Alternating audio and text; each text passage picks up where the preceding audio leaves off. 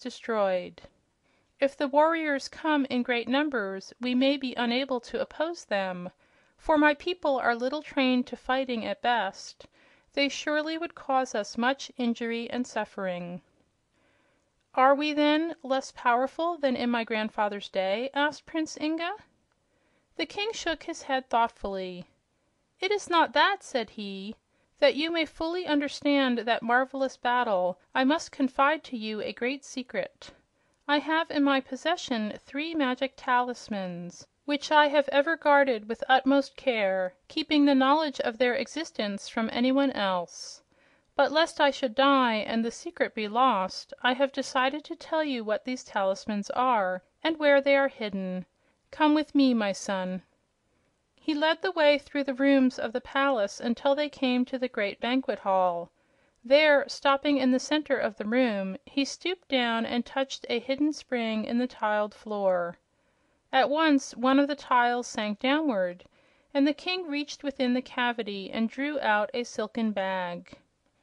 This bag he proceeded to open, showing Inga that it contained 3 great pearls, each one as big around as a marble. One had a blue tint, and one was of a delicate rose color, but the third was pure white. "These 3 pearls," said the king, speaking in a solemn, impressive voice, "are the most wonderful the world has ever known. They were gifts to one of my ancestors from the Mermaid Queen, a powerful fairy whom he once had the good fortune to rescue from her enemies. In gratitude for this favor, she presented him with these pearls. Each of the 3 possesses an astonishing power, and whoever is their owner may count himself a fortunate man. This one having the blue tint will give to the person who carries it a strength so great that no power can resist him.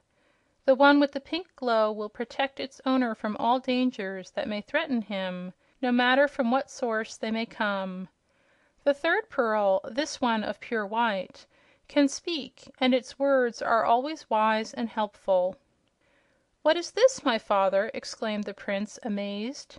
"Do you tell me that a pearl can speak? It sounds impossible."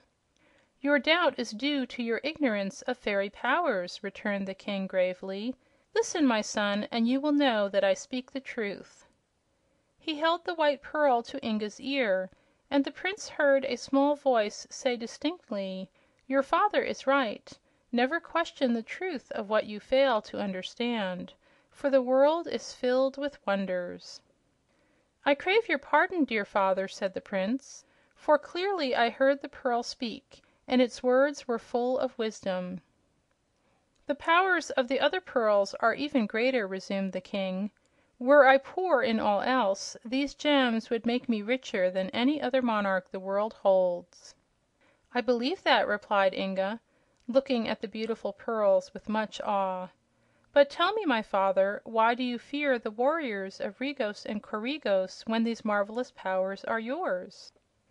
"The powers are mine only when I have the pearls upon my person," answered King Kitticut, "and I dare not carry them constantly for fear they might be lost. Therefore I keep them safely hidden in this recess. My only danger lies in the chance that my watchmen might fail to discover the approach of our enemies and allow the warrior invaders to seize me before I could secure the pearls. I should, in that case, be quite powerless to resist. My father owned the magic pearls at the time of the great fight, of which you have so often heard, and the pink pearl protected him from harm, while the blue pearl enabled him and his people to drive away the enemy. Often have I suspected that the destroying storm was caused by the fairy mermaids, but that is a matter of which I have no proof." "I have often wondered how we managed to win that battle," remarked Inga thoughtfully. "But the pearls will assist us in case the warriors come again, will they not?" "They are as powerful as ever," declared the king. "Really, my son, I have little to fear from any foe. But lest I die and the secret be lost to the next king, I have now given it into your keeping. Remember that these pearls are the rightful heritage of all kings of Pingaree. If at any time I should be taken from you, Inga, guard this treasure well and do not forget where it is hidden." "I shall not forget," said Inga. Then the king returned the pearls to their hiding place, and the boy went to his own room to ponder upon the wonderful secret his father had that day confided to his care. Chapter 2